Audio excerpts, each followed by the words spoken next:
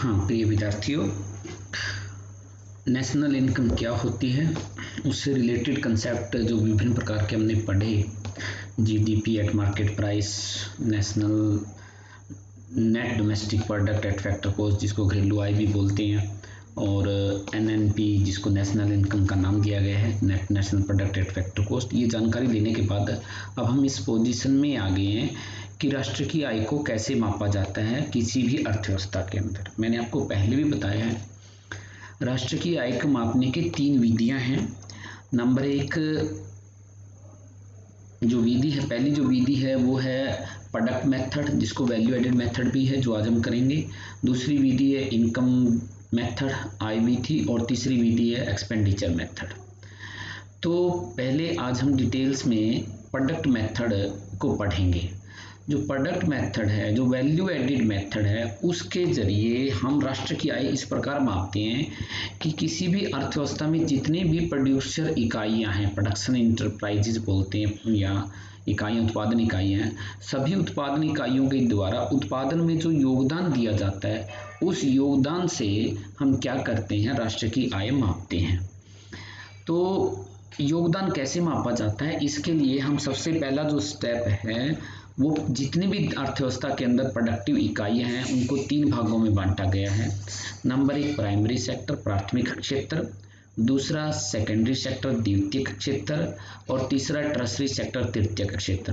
Primary sector वो sector होता है जिसमें रॉ मटेरियल नेचर से लिया जाता है, प्रकृति से लिया जाता है। इसमें खास तौर पर एग्रीकल्चर मेनली, खनन उद्योग जो माइनिंग सेक्टर है, या एनिमल हस्बेंड्री, फिशिंग, ये जो सेक्टर हैं, ये जो उत्पादन की जो इकाइयाँ इनमें ये प्राइमरी सेक्टर में होती हैं। सेकेंडरी सेक्टर जो प्राइमरी सेक्टर की इकाइयों का प्रयोग करके रॉ मटेरियल के तौर पर उनको फिनिश गुड्स में तैयार करता है, वो सेकेंडरी सेक्टर है। इसमें आपका निर्माण उद्योग जो फैक्ट्रियां वगैरह हैं जहाँ पर भी हैं वो सारी उसमें शामिल हो जाती हैं, चाहे स्टील फैक्ट्री हो या कोई भी वस्तु है, कॉपी पेन या लैपटॉप, तरह तरह की वस्तुएं, हवाई जहाज से लेकर सुई तक, तो सभी आपके सेकेंडरी सेक्टर में आती है। इन दोनों सेक्टरों को फलने फूलने के लिए तीसरा सेक्टर होता है टर्शरी सेक्टर, इसको सर्विस सेक्टर का नाम भी दिया गया। इसमें मुख्यतः ट्रेड होता है, जो व्यापारी लोग हैं दुकानें खोले बैठे हैं, एक वस्तु खरीदता है दूसरे को बेचते हैं, इस प्रकार सहायता करते हैं। इसमें बैंकिंग सेक्टर आता है, इंश्योरेंस सेक्टर आता है, ट्रांसपोर्ट सेक्टर आता है। इसके अंदर कॉमर्स का जो भी आपने पढ़ा है, आप लोग पढ़ते हैं कॉमर्स के विद्यार्थी, तो वो सारे के सारे इसमें शामिल किए जाते हैं। तो सबसे पहले हम क्या करते हैं, स्टेप 2 के अंदर पहले हमने प्रोडक्टिव इकाइयों को बांट लिया। अब हम क्या करेंगे, हर प्रोडक्टिव इकाई जो लाखों करोड़ों देश के अंदर प्रोडक्टिव इकाइयाँ हैं, उसमें से हर एक प्रोडक्टिव इकाई के द्वारा कितना उत्पादन किया गया है वो वैल्यू निकालते हैं। देखिए, जो उत्पादन होता है इकोनॉमिक्स में उसको वैल्यू एडिड बोलते हैं, मूल्य वृद्धि बोलते हैं, जिसका नाम दे दिया मैंने gross value added by ith unit. Ith कोई सी भी उसका 5वीं 6ठी या जितने भी उत्पादन इकाई है, कोई भी फैक्ट्री है, तो उसके द्वारा कितनी वैल्यू ऐड की जाती है। वैल्यू ऐड आप सबको पता है, जो उस कंपनी ने, उस फैक्ट्री ने, उस दुकान ने जो वैल्यू ऑफ आउटपुट की है, पहले जो उत्पादन बेचा है। मान लीजिए कि किसी ने 150 रुपये की चीज़ बेच दी उत्पादन करने के बाद, लेकिन उसके लिए जो रॉ मटेरियल वगैरह, कच्चा माल, इंटरमीडिएट कंजप्शन के तौर पर, मध्यवर्ती वस्तुओं के तौर पर जो प्रयोग किया गया है, मान लीजिए कि उसमें 100 रुपये का बाहर से किसी अन्य फर्म से खरीदा था, तो इसलिए इस पर्टिकुलर आइथ फर्म के लिए जो वैल्यू ऐड होगी वो 150 माइनस 100 मीन्स 50 रुपीज़ के बराबर उसने वैल्यू ऐड की है। इसी को हम प्रोडक्शन बोलते हैं। तो वैल्यू ऑफ आउटपुट क्या होती है, ये आपकी किताब में एक्सप्लेन किया हुआ है। वैल्यू ऑफ आउटपुट उत्पादन का मूल्य, उत्पादन का मूल्य मैंने बताया जो सेल होती है, जितनी बिक्री होती है वो। और कई बार कुछ वस्तुएं आप उत्पादन करते हैं फैक्ट्रियाँ, लेकिन वो बिकने नहीं पाती, तो वो आपके स्टॉक में बदल जाती है, स्टॉक में बदलाव आ जाता है, तो वो चेंज इन स्टॉक।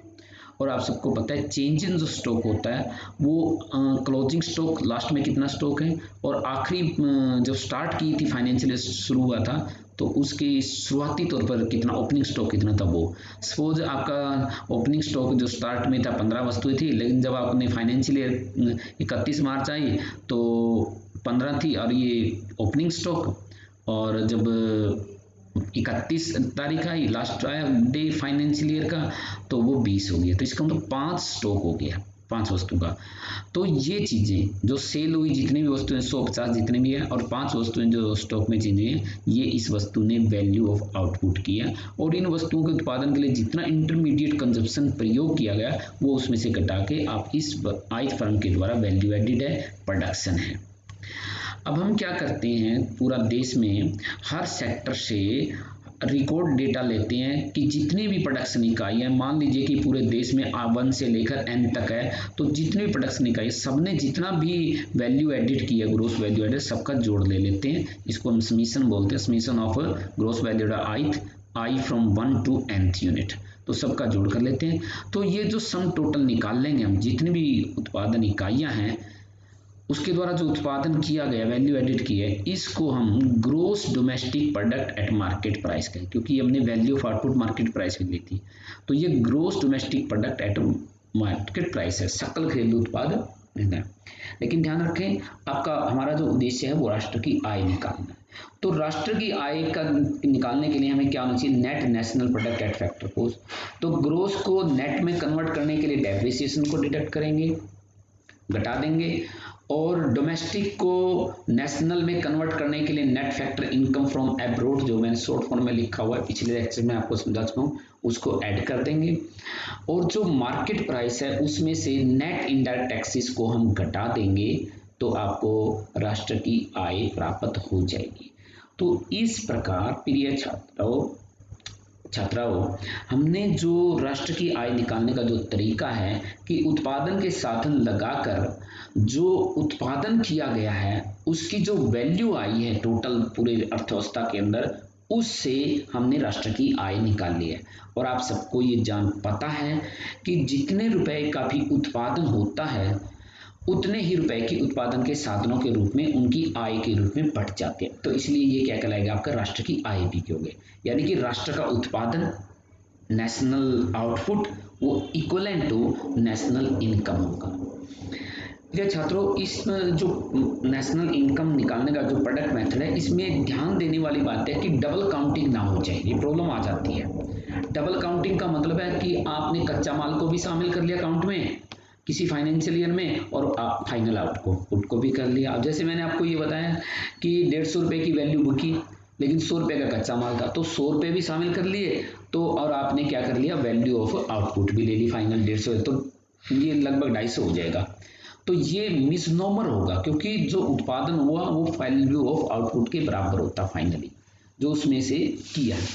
तो इसलिए 2 मेथड हैं, मतलब आप नेशनल इनकम को सही तरीके से जानकर, या तो आप वैल्यू ऑफ आउटपुट बिल्कुल फाइनल ले लीजिए, बिल्कुल फाइनल जो आखिरी में बिकती हैं, या फिर आप जितनी भी प्रोडक्शन इकाई हैं उनमें जितना भी वैल्यू ऐड किया गया, जिसका फार्मूला होता है value of output minus intermediate consumption, उसको यूज कर लीजिए। तो ये हमने फार्मूला यहाँ पे यूज किया गया है। और दूसरी बात, इसमें कुछ और छोटी मोटी सावधानियां हैं। हमेशा उत्पादन वो होना चाहिए जो नई वस्तुओं का उत्पादन, पुरानी वस्तु बेची गई है, ली गई है, ये नहीं होता। हाँ, पुरानी वस्तुओं पे जो कमीशन किया है, किसी की कमाई हुई है, वो इसके अंदर शामिल करते हैं। तो ये मोटी बातें थी जो मैंने आपको सावधानी के तौर पे बताई। तो आज के लिए इतना ही। Thank you very much.